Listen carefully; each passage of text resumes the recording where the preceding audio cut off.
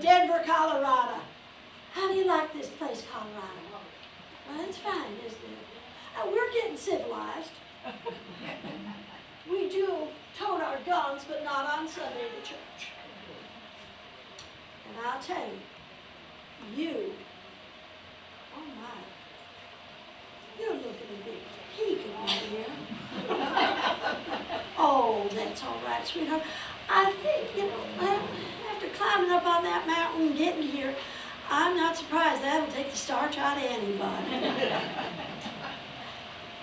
And I'll tell you, you have landed on the most expensive, most prestigious, and snobbiest street in all of Denver, Colorado. Welcome to Pennsylvania Avenue. And welcome to the modest mansion of Mr. and Mrs. J.J. Brown. Oh, well, you know, I come from humble beginnings, to say the least.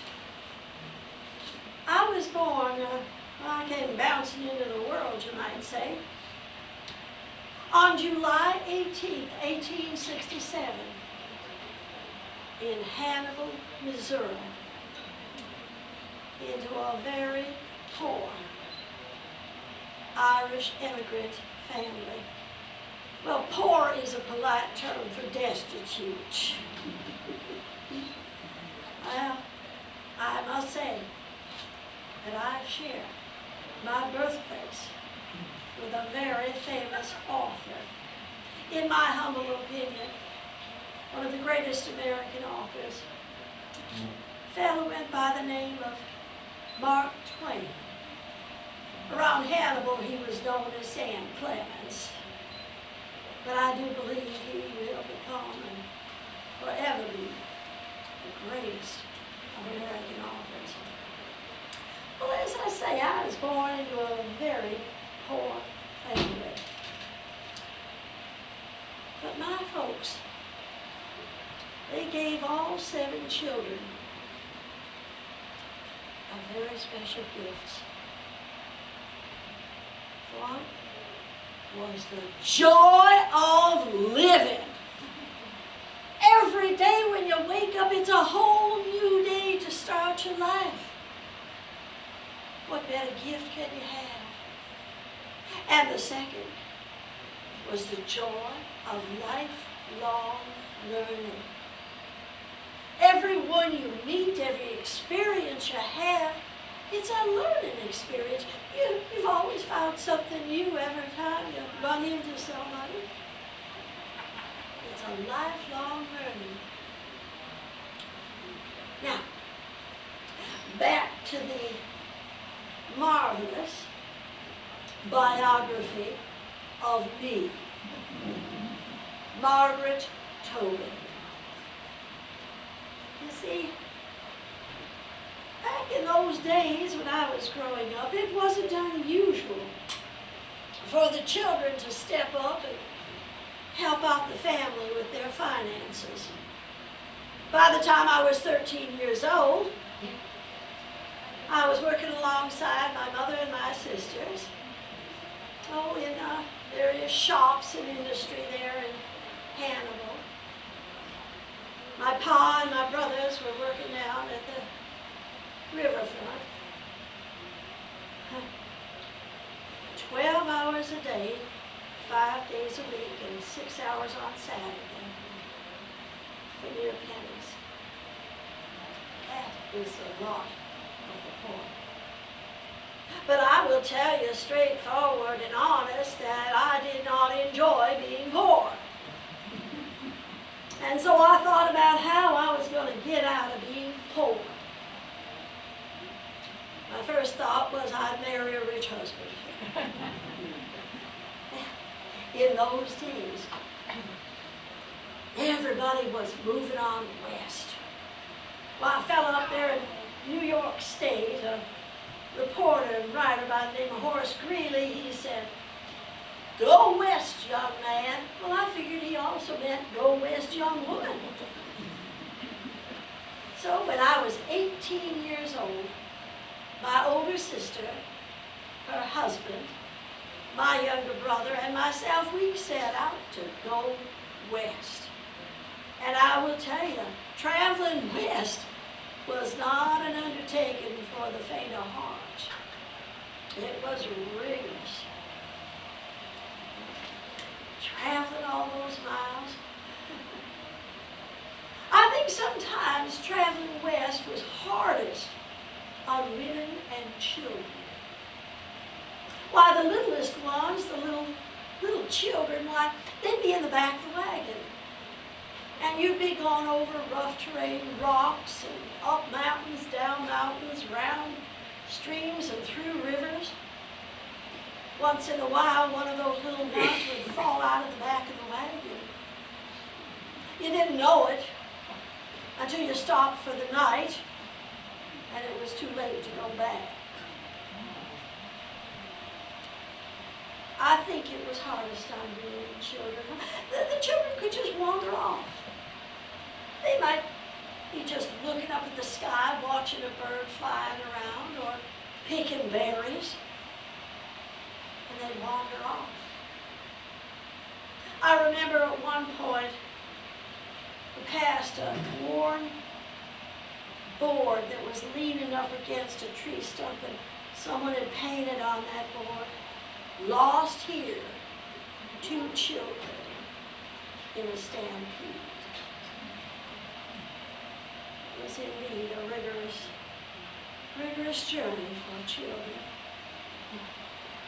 You see, oftentimes women and the children, the older children, would walk in front of the horses or the oxen.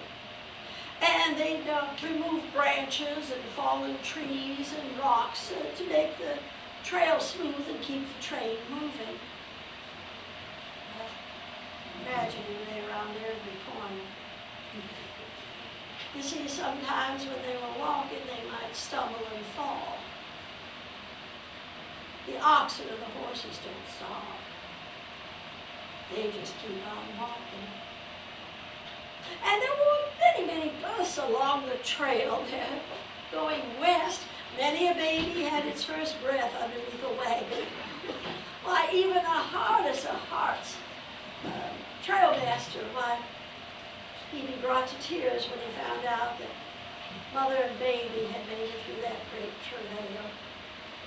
And oftentimes the names that the little ones were given would be a signpost of where they passed recently. There was Columbia Jane, or America Gertrude. It was a hard trail. Sometime the high point of your day was that you would find crystal clear running water. Up those mountains and down those mountains and around and through streams and ford rivers. At one point I was sick for 3 days. I don't even know what happened during those days, and then they just disappeared. Oh, but there was joy along the way. See, we were told that by that time the Indian nations had settled in and seemed to be content with their lot. And so we wouldn't anticipate having any Indian raids, but we'd always stay vigilant. Oftentimes the Indian folks who would come, why, they were just curious to see these strange folks passing through. Or sometimes they'd come to trade. Well, one of the women who was in our trade, why, she was an older lady and she had false teeth. And while when the Indian folks would come, she would entertain them by taking out their teeth. And oh, they'd shout, they'd scream, they'd cry, they'd run away, and a short time later they'd be right back with some more relatives and friends to show off the witch who could take out her teeth. It was a hard trail going west. Finally, I would find myself landing in a place called Leadville, Colorado. And I looked around. Muddy streets, rutted streets, stained old tents, wretched, shabby buildings. And I looked around. I saw men and women doing obscenities on the streets that I just choose not to remember sometimes. And I looked around and I thought, Margaret, if you had any spine, you would beat a trail right back to Hannibal, Missouri. And then I thought about that 44 days I had spent in hell. And I didn't want to repeat it. The first thing I had to do was find some sort of employment. Now, there was a woman there, and a lady, and I use that in the loosest term, by the name of Gusty Furman. And Gusty believed that every woman could be a legend in her own time, but she had to do it herself. Well, Gusty was a legend in her own time. The legend was that she came into Denver, Colorado in 1870, riding on top of 5 barrels of whiskey on an ox cart. And she brought along her 5th husband. Well, she counted him as the 5th husband. She didn't count those who had run off on their own volition, and she didn't count any of those that she had personally dispatched. But Gusty Furman came in, and she set up her saloons. And Gusty gave me a job, washing bottles. Every morning I would take a push cart out onto the streets and out onto the trail, and I'd pick up empty bottles. I'd bring them back to one of Gusty's saloons, and in the back of the saloons I washed those bottles and filled them with whiskey. Oh, Gusty sold a lot of whiskey. You see, dirt dogs, miners, why, they subsist on 3 things: beans, salt pork, and whiskey. And when they don't have the beans and the salt pork, they subsist on whiskey. So she made a good living selling whiskey. Oh, it could have been worse. She could have hired me as one of her saloon girls, or even worse than that, I could become a fallen pigeon, a soiled dove. So I suppose washing bottles was the best of that world. Well, things were moving there in Leadville. Fella came in and he built what was called a general stores. Now, in this general stores, he sold everything from cans of beans and salt pork, and of course whiskey. And he sold clothes and shoes and boots and horse saddles and picks and axes, everything you might need. Well, I got a job there as the cashier. You see, I was one of the few women there in Leadville who could read, write, and count. And one day there I was, standing at the counter in the general stores, and a young fella came in. I know he was young, and not too bad looking. And he was clean. Not like the dirt dogs that had been opposed to me before, I'll tell you. Well, this young man came in, and he introduced himself as Mr. J.J. Brown. He told me that he was the superintendent of the Ibex Mining Company. And he had a long list of supplies that he required for his miners. And so we proceeded to collect all the goods that he required. And along the way we chatted here and there. And then I didn't see Mr. Brown for, maybe 2 months. And then one day he came in, it was in September of that year, I recall. And he came up to me and said, "How do you feel about getting married?" Well, I told him I didn't really have an objection either way, actually, but no, I had no problem, no objection to it. He said, well, can you be ready in 2 weeks? And in 2 weeks, we were married. At the Annunciation Roman Catholic Church there in Leadville, also known as the back of one of Dusty's saloons. And we settled in a little house. And things were just fine. About a year later, we were introduced to our son, Lawrence. And a year and a half after that, we were introduced to our daughter, Helen. And we settled into a very comfortable place there. And for 7 years, things were just going along nice and smooth. But I did not have that rich husband. That's what I had planned. Well, things were going smoothly, except for that minor detail of not having a rich husband.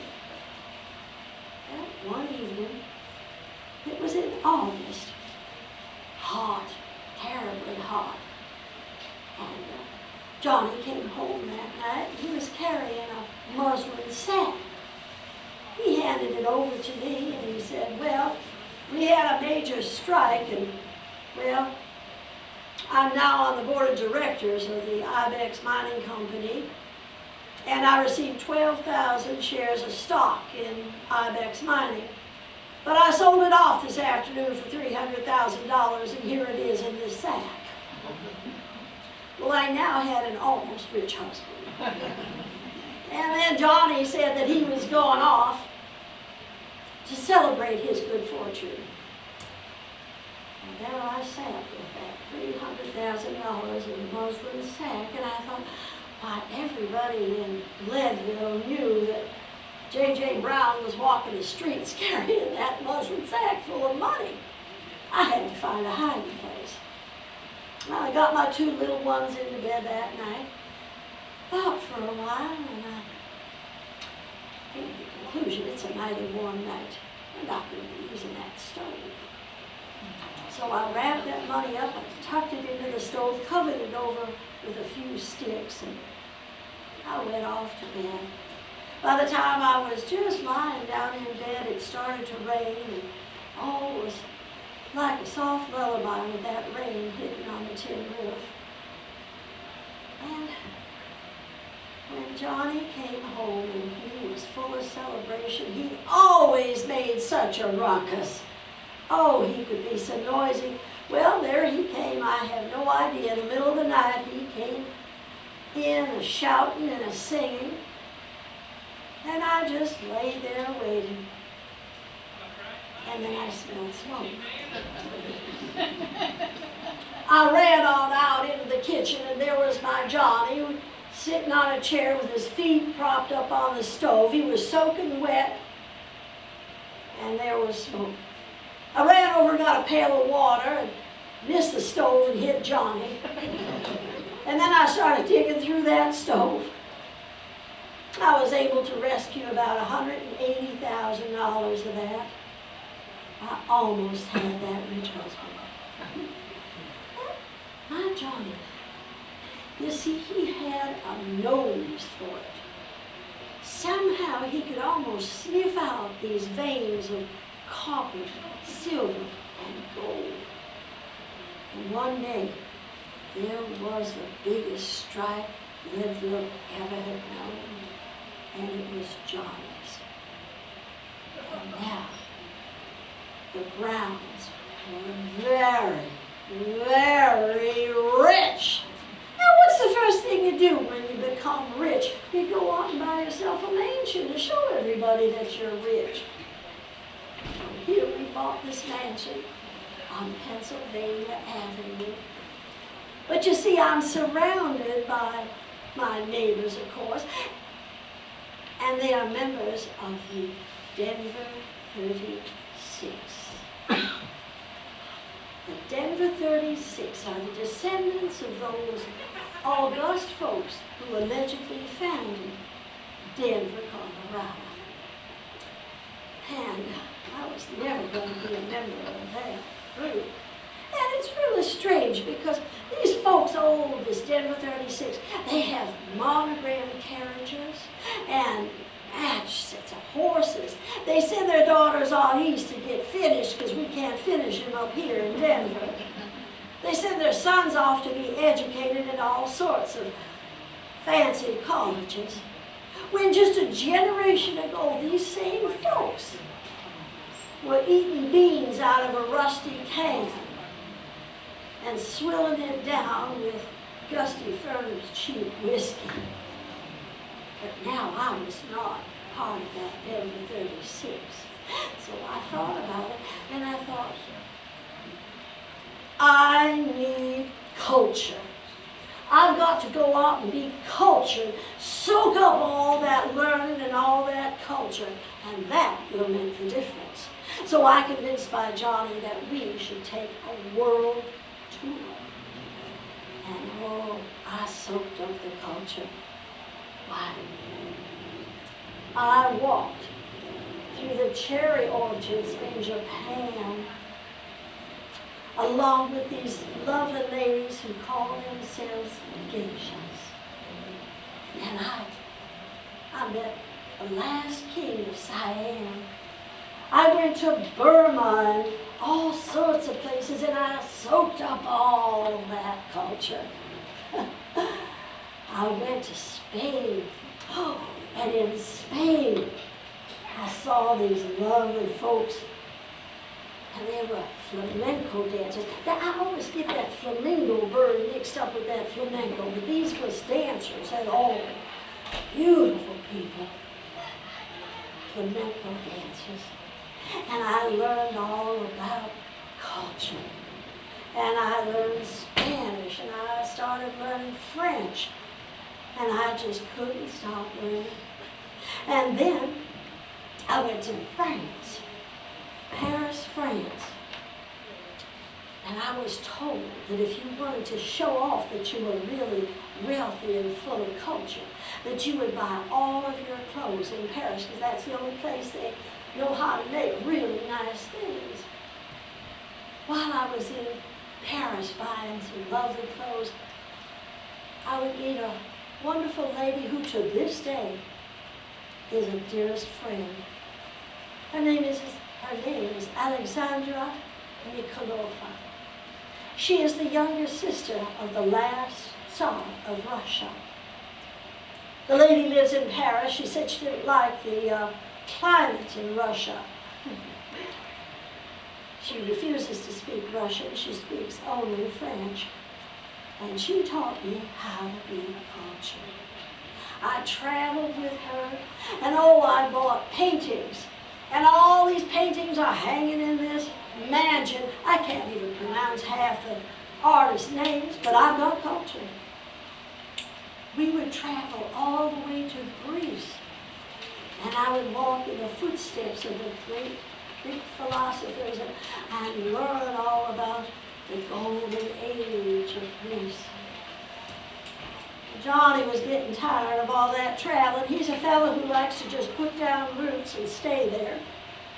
So we came on back to America, to Denver, Colorado, and still, I was not going to be a member of that Denver 36. Well, my daughter was growing up. We sent her out east too when we finished up. Sent Lawrence off to college out east. And I thought, well, what's next? And then I decided I would run for the United States Senate. You see, at that time, many states out west here, Utah, Wyoming, Montana, and so on, they allowed women to vote, not for the presidential election, but for local elections. But there's nothing in the Constitution says that I couldn't run for the United States Senate. And so I set out to run for the Senate. Johnny disapproved. He did not like me parading around and running for this United States Senate, so I dropped out of the race before Election Day. Sorry to say, I think I might have made a difference, but Johnny didn't approve of it. We seem to be sort of slipping away from one another. This house house was so big that sometimes we didn't see one another for 2 or 3 days. But I started working on other things. I became involved with some ladies called themselves the suffragists. And they were in favor of having a nationwide right for women to vote. So I gave them a sizable amount of money I had laying about. And I joined up with their cause, thinking maybe that would be something that would help all women out. But Johnny and me, while we were slipping away from one another, it was then that I decided I was going to go back. I was going to go back to Europe. I still had many things I had to see and more culture that I had to learn about. I wanted to go to England, but Johnny came along with me. We went to England. One evening, we had dinner with the Prince of Wales and his magnificent, that beautiful woman, an actress, was his mistress by the name of Lily Langtry. Oh, she was absolutely angelic. Johnny couldn't take his eyes off of her.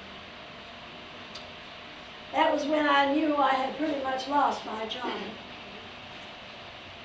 Well, he left, came on back to Denver. I stayed in England. You see, I wanted to go to these here universities, these colleges I'd read about. One was called Cambridge. And there was another one, and I was going to go there and I was going to learn all about England and the proper way of speaking, which I've never accomplished properly. And I learned at the feet of these dons, these fellows who wear these flowing black robes and a silly hat. And they taught me, and I absorbed everything. I was like a sponge. I just kept learning and learning and learning. And then I decided to go back to France to see my friend, the Grand Duchess. And we had a splendid time on the French Riviera. We'd wear these huge sun hats and sit out on these canvas chairs and watch all the rich folk parading by. What? For 2 weeks, I was on the yacht sailing in the Adriatic Sea with the King of Bohemia. He's a small man, but very interesting. And I even brought the Grand Duchess back here with me to visit for, I think it was about 6 months. I thought it would impress my neighbors, the Denver 36. I don't think they would have been impressed had I brought back the dead Tsar himself. But Johnny and me, while we were drifting more and more each day, and finally, he came to me, he said he wanted a little place of his own. He wanted to leave this big old house and just be by himself, quiet. We have never divorced and never will. We had a settlement between us. Johnny gave me everything. I receive a little letter from him once each month, and he tells me how much he needs for the following month, and I send it off to him. He never requests very much. He lives very modestly. My children are grown now. Helen is married. And I thought, now what do I do? And I still had all that money. You know, if you stand on the street corner and everybody who passes by, you hand them $100, you change their life.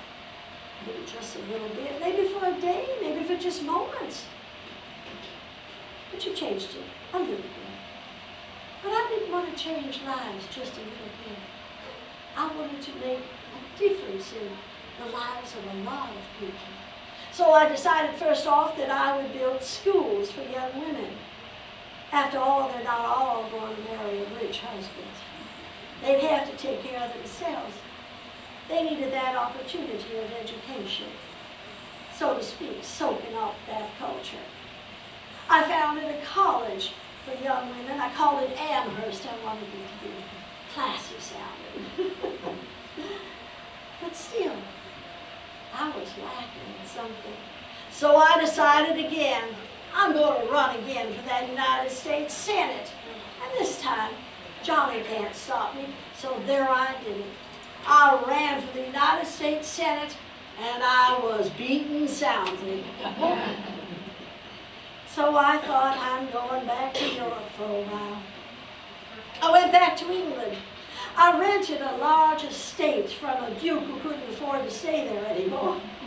He threw in all the furniture and the servants. So I was living an English country life. One afternoon I was sitting there having my tea. I received a cablegram from my daughter, Helen. She was in New York. My little grandson, Lawrence, she had named her little boy after her brother. My little grandson, Lawrence, was very, very ill. The doctors were not even sure that the poor tiny baby was even going to survive. She asked that I come home as soon as possible to come to New York. She said Papa was on his way to New York. And you know, a couple of weeks before I received that cable, I had read an article in the newspaper about this new ship that had been built up in Ireland. And the interview was with a gentleman who was the managing director of the White Star Line, a fellow by the name of Mr. Bruce Ishmael. And Mr. Ishmael read on, just describing how magnificent this ship was. It was the largest ever built. And first class was beyond anyone's dreams. Acres and acres of mahogany, and all of the fixtures in the bathrooms of the first class were gold.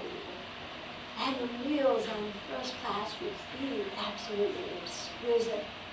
And at each meal and tea time, there would be a full orchestra playing in first class. There was a tennis court, a swimming pool.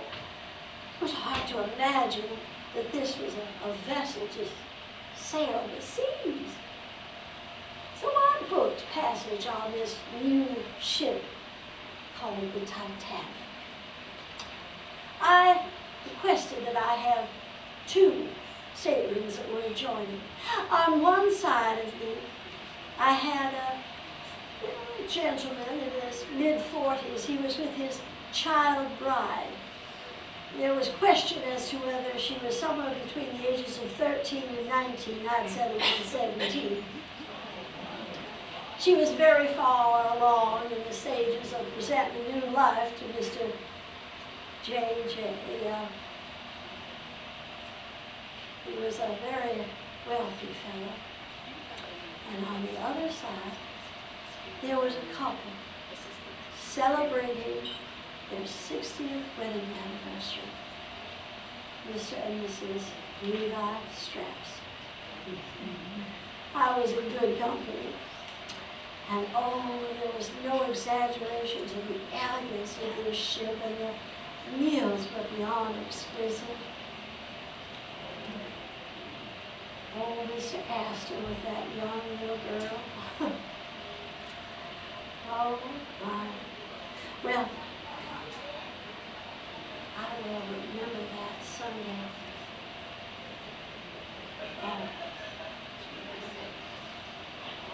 I went down, I had a rather late breakfast, and I attended the church service that Sunday morning.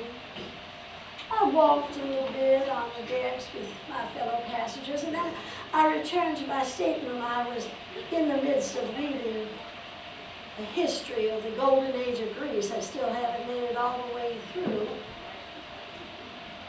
And I was just immersed in that book.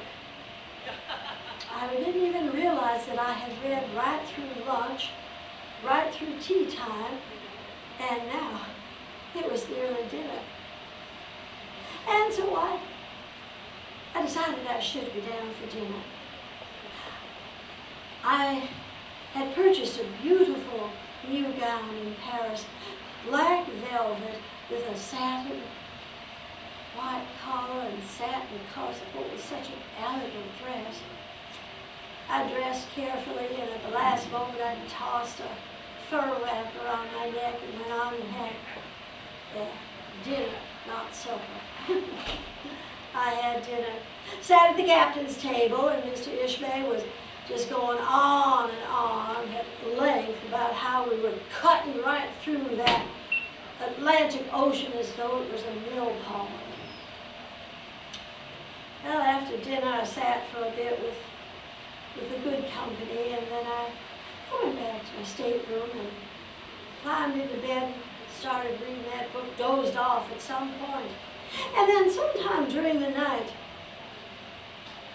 I heard a scraping noise, a long, protracted, metallic scraping noise. It wasn't a jolt, or I wasn't thrown out of the bed or anything like that. It was just a very, very protracted scraping noise. And then seconds later, I sensed that the engines had been reversed, which I thought was very peculiar because Mr. Ishmael said he was having that ship at full blast going to beat all the records to New York. And then I started hearing such noise and chaos out in the gangway. I opened the door, and there, right in front of me, was a steward. He had these life preservers hanging on his arms, and he handed me one. He said, "Dress warmly, madam. Put this on top deck."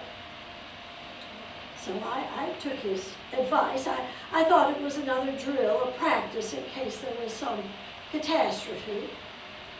I did dress warmly. I put on woolen undergarments, 2 pairs of stockings, and for some reason, that black velvet dress. And then I decided that I would wear this beaver coat that I had purchased up in Canada a few years before. And I took a large woolen shawl, wrapped it around my head, and then grabbed that little fox and put it around my neck, and mittens in my pocket, and off I went. When I came onto the deck, it was pure chaos. It was a riot. People were shouting and screaming. The stewards and the officers were trying to keep control of the situation, but they were losing ground very quickly. People were screaming and shouting, and many women did not want to leave their husbands behind or their grown sons.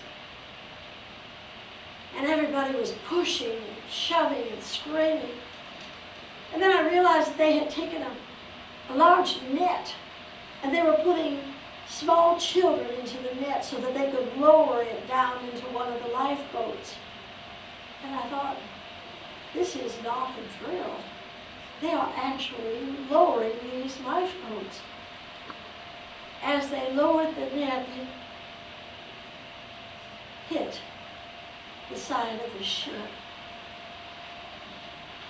The net tore. And I saw those little bodies falling into that black water. And there was a boy standing next to me, maybe 13 or 14 years old. Suddenly he was pushed from behind, and he went over the rail and right into a lifeboat. And seconds later, I too was pushed forward, and I went over the rail and found myself in that same lifeboat number 6. The poor little boy, why, he had broken his arm. I had enough padding that nothing was fractured or injured of my landing in that lifeboat. There were 15 people in that lifeboat. 2 crewmen were in charge. And there was a woman that I sat next to. She was just really a very young woman, barely more than a girl. She was holding a tiny baby very close. She said that the baby was not hers, it was her mistress. She was the baby's nanny, and she had lost track of the 4-year-old that she was in charge of, and she couldn't find the parents of the children. I took that woolen shawl off. I wrapped it around that young girl and around the baby. I told her to keep the baby close to her heart, to her body, so the baby would be warm. There was another young woman who was crying, who could not almost be comforted. I tried to comfort her. She had left her husband on the ship, and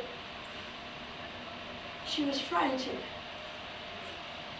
I tried to comfort that poor boy with that broken arm. And then I realized we were beginning to roll away from the Titanic. I begged and pleaded with the steward there. I said, we have 15 more spaces. We could put 15 more people on this boat. You can't leave them. We should row back and get more people for this lifeboat. He said, we can't go back. I begged, I pleaded. I was just moments from bribery. But he kept saying, no, if we go back to that ship, when that ship goes down, it will take us with it. And so I thought I would be better served, and everyone on that boat would be better served if I picked up an oar. And I started to row away. We could still see the lights, and we heard the shouts, and we heard people screaming, and we saw people leaping off the ship into that dark water. You'd only last moments in that freezing water. Pretty soon we started to see bodies floating around us.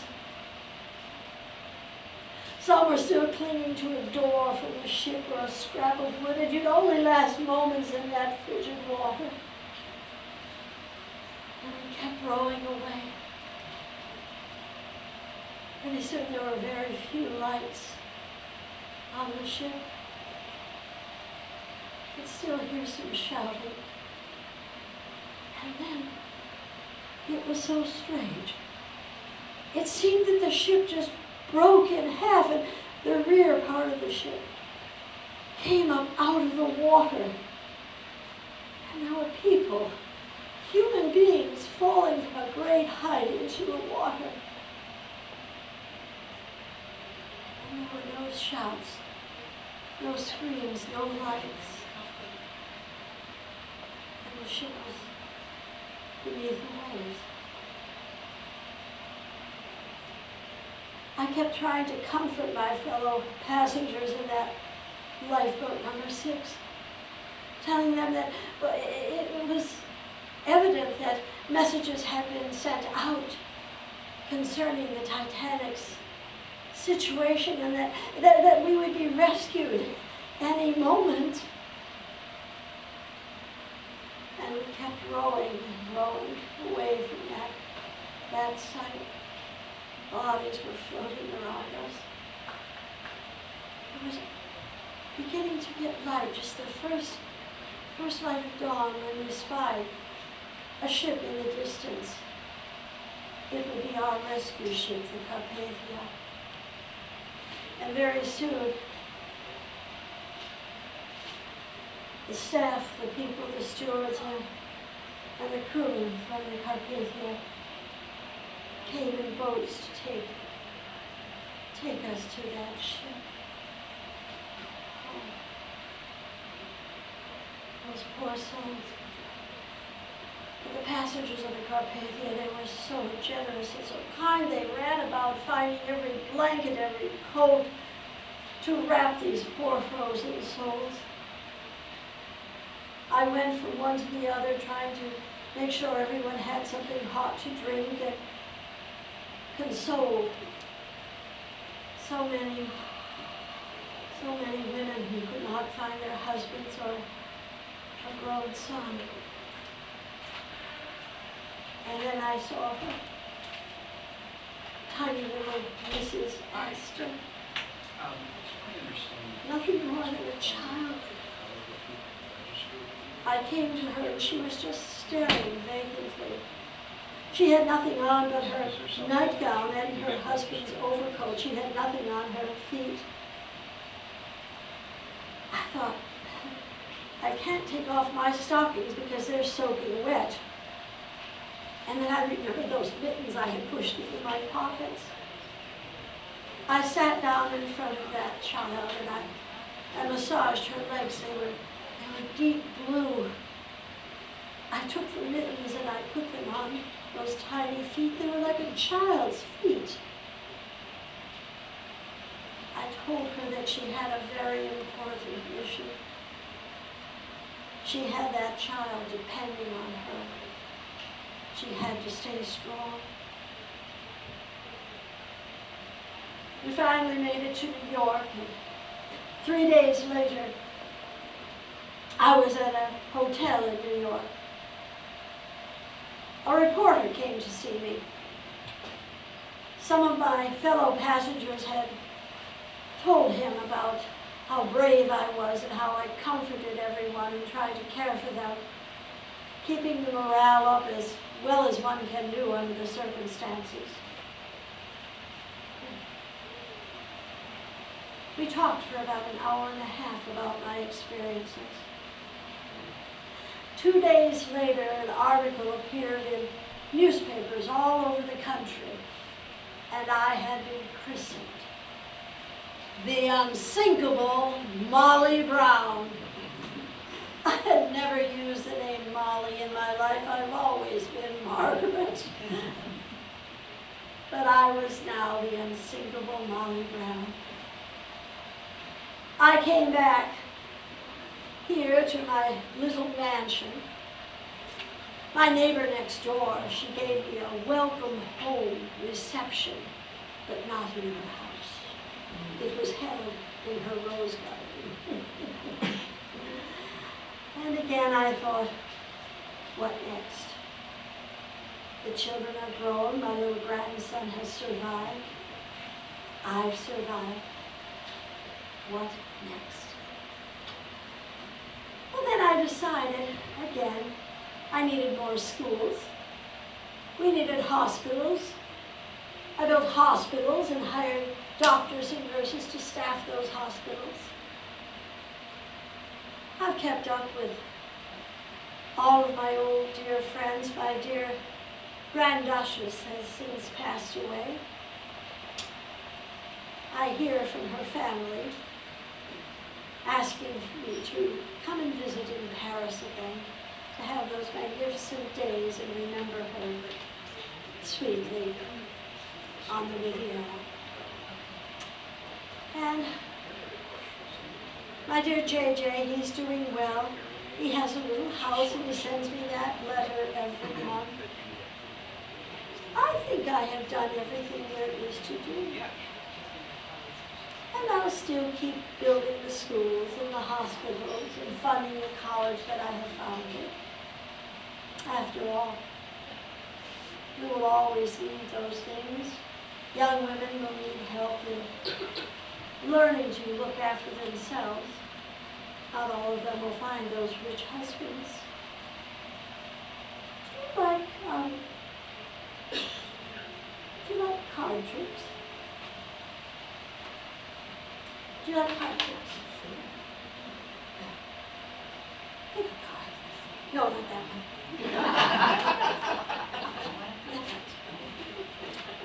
Oh, don't you try.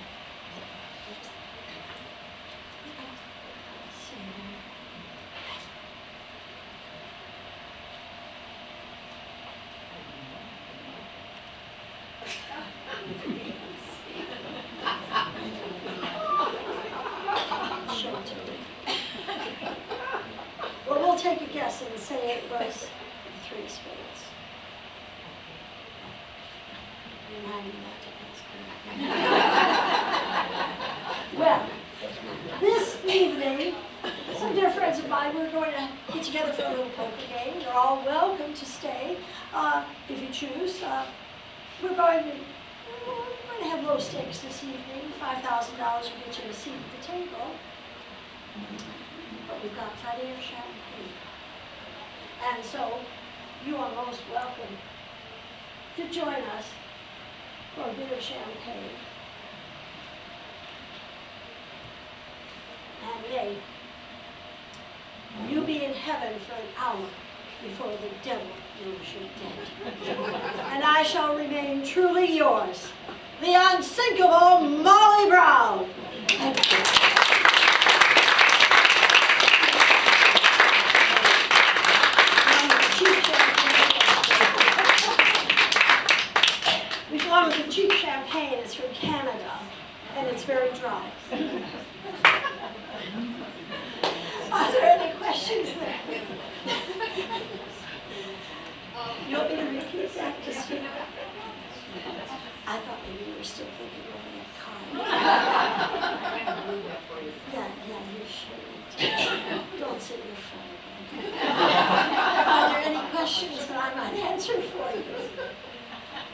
Molly, me. How long did you live? You know, people ask that question, and I'm real age, do I look that bad? I should have gotten a really nice thing. No, 1933, so 66. So she lived not a very long life in our terms, but she lived a very full life. There are still descendants of Mr. and Mrs. J.J. Brown. Most of them are living in the East. And in fact, her great-great-granddaughter by the name of Helen Brown Bettinger wrote the introduction to a book called 100 Days on the Titanic. Or not 100 days, 1 year on the Titanic. That's another book, 100 days. 1 year on the Titanic. And it traces the beginning and the end of the Titanic. And all through it, it's not a big read. It's just very superficial. But it lists the people who died on the Titanic, how old they were, where they were from, what class they were in, first, second, and third. There was more third than first died. And strangely enough, the managing director of the White Star Line, Mr. Bruce Fishbay, survived. And a lot of people thought that was very peculiar. Rumors were persistent for years afterward that he had disguised himself as a woman to get on the lifeboat, that he grabbed a little child in his arms crying, "I've got to save my child." He just, ran a little child there on the Titanic. But he insisted that he was simply pushed into a boat and he had no choice. I'm rather helpful, but he did survive. Senator Smith was a United States senator, and he held hearings concerning it because there were many American passengers, obviously, who had died on the Titanic. And he really wanted some answers from Mr. Ishmael, and he never received an answer that he was satisfied as to why so many people in the third class and the second class, and in the first class, some men survived, and he wanted to know why that was. And so he made it really his lifelong journey to try to get answers to those questions. You know that little baby who was on that ship? She was 9 weeks old. Her name was Melvina Thompson. And her father had taken a job in New York. He was English, they were from England. But he had taken a job in New York with J.P. Morgan. And so they were relocating their family. Little Melvina was 9 weeks old. Her brother was 4 years old. Her mother survived, her brother survived, and little Melvina survived. In fact, on the 100th anniversary of the tragedy of the Titanic, Melvina Thompson was there. And she was 100 years old. And she was the last surviving person who made it through one of the world's great tragedies. And there's a little clip of her at the ceremonies, and she gets out of her wheelchair, and she waves at everyone.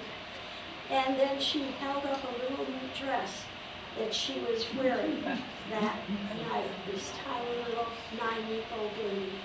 And maybe it was Molly's wrapping that young nanny and the baby in that big woolen shawl might have saved their lives. Well, thank you so much for meeting the Unsinkable Molly Brown.